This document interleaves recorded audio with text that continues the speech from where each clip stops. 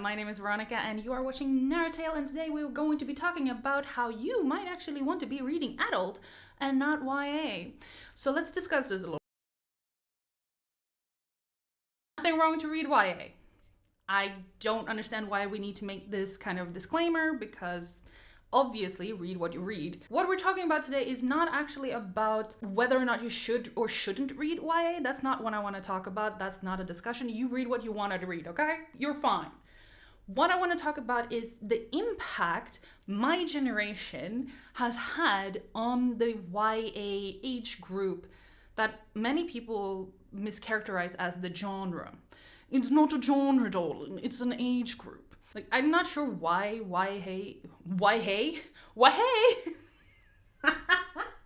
I'm not sure why YA, that was difficult to say, is so connected to, like, people just assume if you say YA, you say fantasy. It's fantasy. You're talking about fantasy books, which is not true. It's just an age range. I'm not entirely sure why, but it just is. Okay, but my criticism here, or the thing we're talking about, is not genre specific. It is consumer specific. My generation is the generation that were roughly high school age when Twilight, Hunger Games, that other film I can't remember but has a character literally named For, the dystopian kind of stories. Like, those are fun. Those are good. I think that there's a lot of lessons and messages and themes and everything to be able to be picked out from, like Hunger Games, that other thing, whatever it's called, don't remember. All of that, like, they definitely had messages. I'm not entirely sure if Twilight actually had any thought put into it, but I guess people can superimpose their own lessons from it. Whatever you do, whatever you read. Just for the record, so that people don't just like, oh, you're just not a Twilight hater. Kinda.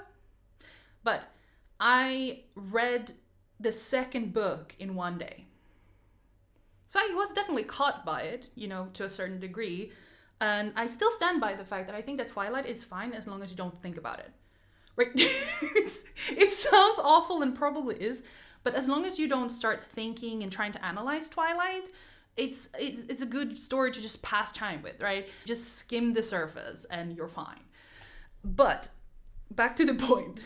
I think that a lot of people, my generation, the millennial generation, as you might have heard, we grew up being told you're gonna have the world. The world is at your feet. There's a bright future ahead of you. And then when we were teenagers, roughly around there, that just kind of the rug got pulled out from under us, and it's revealed the hellscape we live in. So a lot of my generation has had to deal with the paradigm shift of going from my life and my future is bright to kind of thing, right? So we're dealing mostly with dark humor and a lot of humor, myself included. But one of the things that we did pretty much universally was using media to escape the feelings, escape the loneliness, escape the hellscape kind of thing. So we read for escapism kind of thing. It wasn't wish fulfillment necessarily, but it was definitely escapism. So a lot of people, myself included, attach a lot of nostalgia and good feelings, happy feelings, being in a happier place with that time period, with those types of stories. I'm saying this in order to kind of lay the foundation for what we're about to talk about, because I think it's very easy to criticize things and people without giving the recognition for the complex being they are. Myself included, I sometimes very much struggle with that. So it's not me coming here from like, on my high horse, holier than thou kind of thing. No, I struggle with it at times as well. And that's just the way it is. We are people, we're complex, we're not always going to succeed. I see a lot of people, 30, 35 plus, like full adults, right? Talking about how they only read YA books. And I find that not troubling, because if you like YA stories, read to your heart's content, right? I find it interesting rather that people have matured and grown up and evolved, yet their escapism and their happy place is still somewhere around their teenage years, where your interest is still teenage level. A lot of full adult people are still reading YA. Not a problem in and of itself. However, I believe that the issue is secondary, like a secondary cost kind of thing. I believe it was a year, maybe 2 ago, I came across some people talking on Instagram. These people were people who belonged to the YA age range. And they said, I don't feel like this is for me anymore. And I was like, oh, hi, that's interesting. Why is that? Well, because my generation has fucked things up. And here's why, or my theory of why. I think that people in general have a somewhat of a dysfunctional relationship to their teenage self. And we, as I mentioned before, we used reading and media to escape. So we went to a happy place when we were reading YA stuff or consuming YA stuff. And now when we're adults, we have bills, we have responsibilities, you might even have kids, you have adult problems like your parents growing old and your knees popping for no reason whatsoever and all of that stuff, right? So where do you want to go? You want to go to a happy place where you feel light and you feel happy and all of that stuff. Because we associate the YA stories with all those positive things, we seek them out. And that's fine. That's not a problem. That's not the part of this that is an issue. The issue comes when I, as an adult, full adult, who want to read YA for my own benefit and health and happiness, look at and read these and like, it's not really doing the thing it used to do for me. Like, it's not hitting the way it used to. And you start looking for the YA stories that fulfills that, right? Here's the issue. There will always be stories out there that will fulfill every type of niche, because that's how capitalistic hellscape works. So you started finding these stories that fulfill these things that then the publishers notice, this niche is being very popular. Let's push that. And it's exploding because we now have the purchasing power to... We have a lot of purchasing power happening amongst people who are looking for a specific type of book. And publishing houses, who are marketing houses, they are for profit. They are not about good quality, good stories, whatever it is people are in propaganda machine is saying. Publishing houses are marketing companies, right? They are for profit. They are a company that sells things. And if you will be buying something that they don't have to spend as much money on, making like edits to it, making a proper advertisement, all that. If you will buy it no matter what, why would they spend time, effort, and money on something that they can just like scroll through? They can just scroll through, go, this is good enough, slap a cover on it, go. And it makes them so much money. Of course they're gonna do it. It increases their profit margins.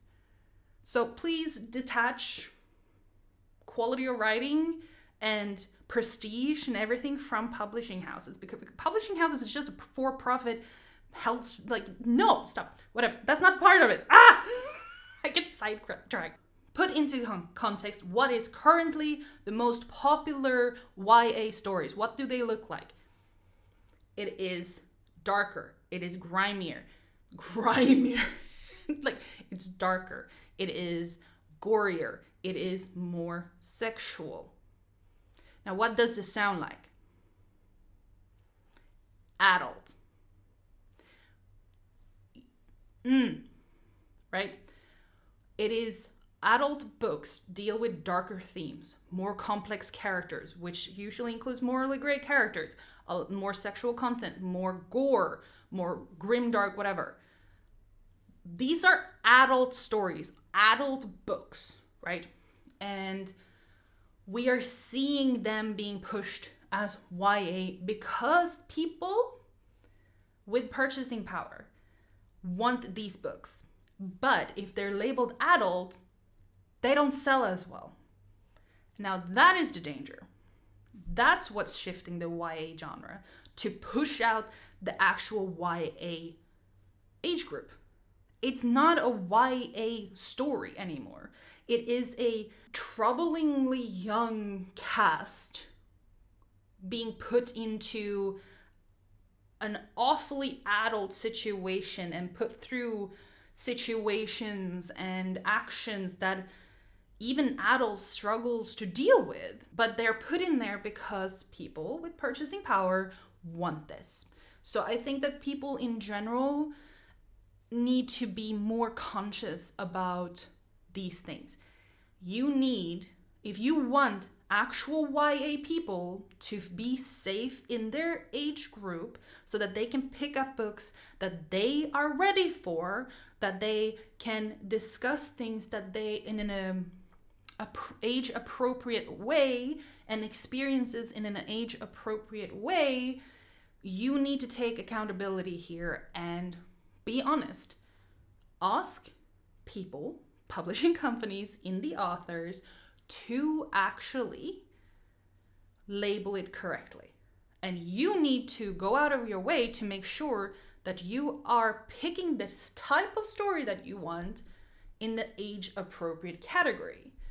Because you have the opportunity to, if you want a YA-esque, like you want the vibe of a YA story, but with these darker, more adult themes, there are plenty of stories out there that are adult. Okay? There's adult books out there that still has a very YA-esque kind of storyline while still being age appropriate. In 2024, let's make YA for YA people. I think that that's a very important aspect of this. And, you know, there's layers to this shit cake, right? You have the purchasing power, the nostalgia, people who are YA not feeling like they get the kind of age appropriate content that they are looking for. But this is YA now has been more steamy romance for adults who are not comfortable saying that they read adult books. You know, there's that layer of like asking yourself, why am I so hesitant to read adult books when that is the content I am going out here to find? And then on top, like another layer on that, right, is the sexualization of barely legal, or even a lot of books, minors. Why is that something that you find like, oh, this is tantalizing? Like, maybe ask yourself that. Why do you need the main characters in your sexualized content to be barely legal? No matter what your gender is, right? Ask yourself that. You know, you have the sexualization is right there as well. And there's many, many layers that you can discuss and are like dissect this with. And I just wanted to talk about the purchasing power affecting the YA age group, because I think that even though I never really truly connected to the YA stories, even when I was part of the YA group, I think that it's very important for people who are growing up and developing to consume content that is on their level.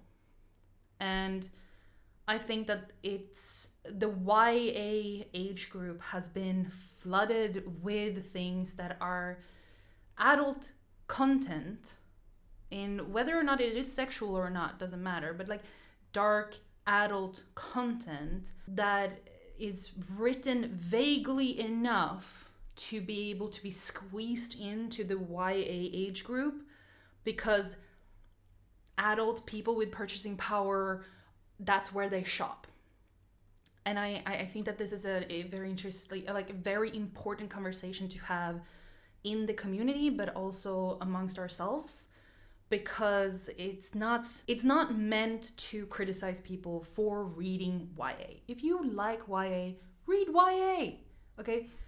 But it is about the people who claim they want to read YA, but then skews the market towards more adult things in those books.